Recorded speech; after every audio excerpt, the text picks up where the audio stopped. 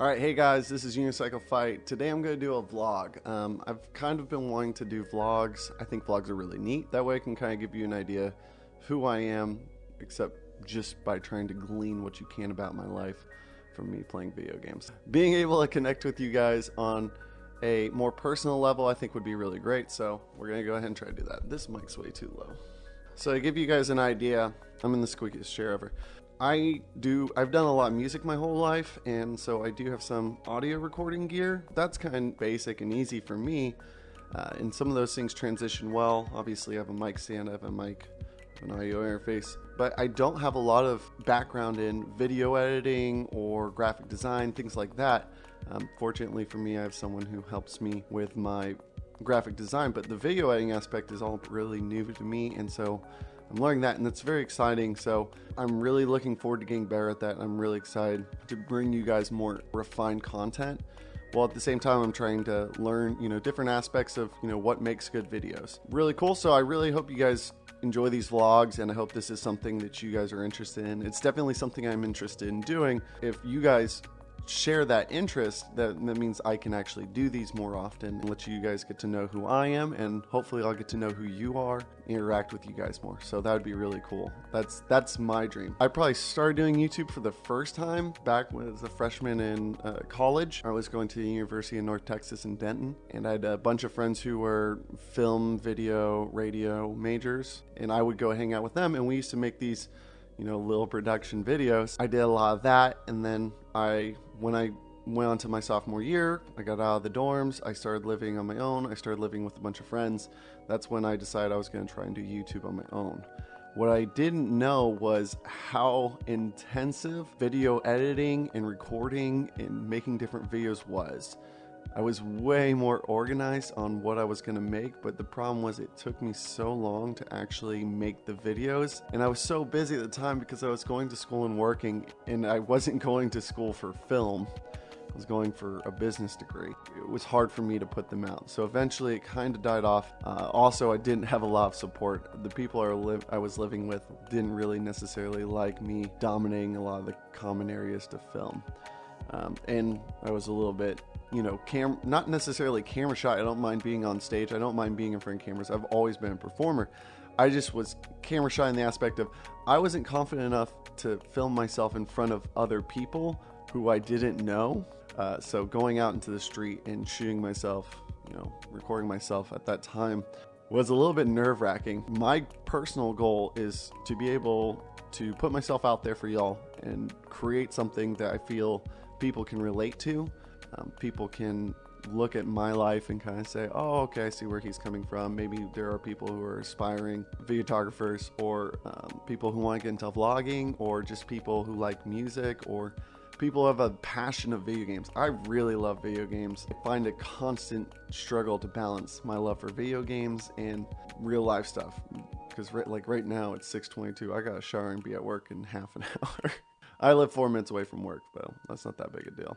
I work full time, so this is definitely a side project thing that I'm doing. My goal is to do this to be my career. So I think that's really what was holding me back the most, was me being able to admit to myself that I don't want to work in corporate America. I don't want to just keep grinding out and trying to make my way in that field. It's not something I'm necessarily passionate at. It's just something I know that I can do well. You could be really good at something, but if you don't really care about it, it's never going to work. I have a friend who throws a football really well, but he could care less about football. He does not like football, so he never did football.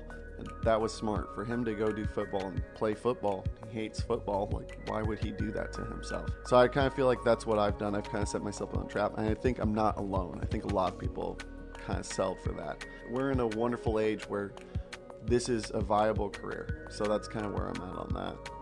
So today I kind of got up. My plans for today, I walked Arthur. Arthur is my teacup Yorkie with me and my fiance. He's a sweetie. He weighs 5 pounds, and that's very exciting for us. And he's finally transitioning out of that puppy stage. So that's really exciting for us.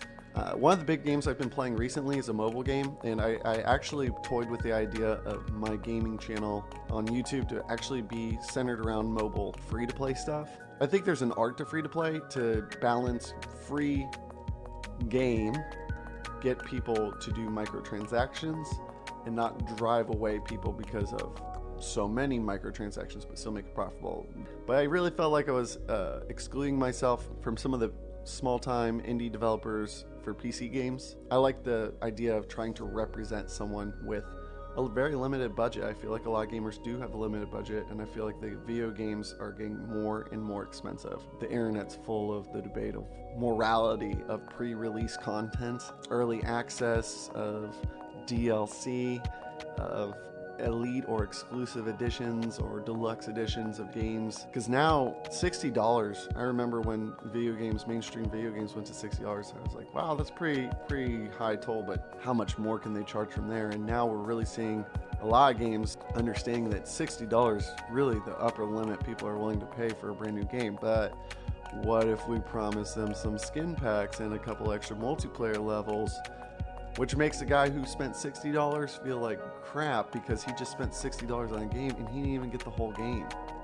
Like the guy who spent $80 can play any multiplayer map, and you're over here like, oh, well, there's like 4 maps I can't even play. Like I could be in a playlist and all of a sudden I just get booed out because I don't have the right stuff, or I can't play with everybody. That's a big thing for me. I really don't feel that's very good. I followed and played No Man's Sky. That is its own mess and contention, whatever.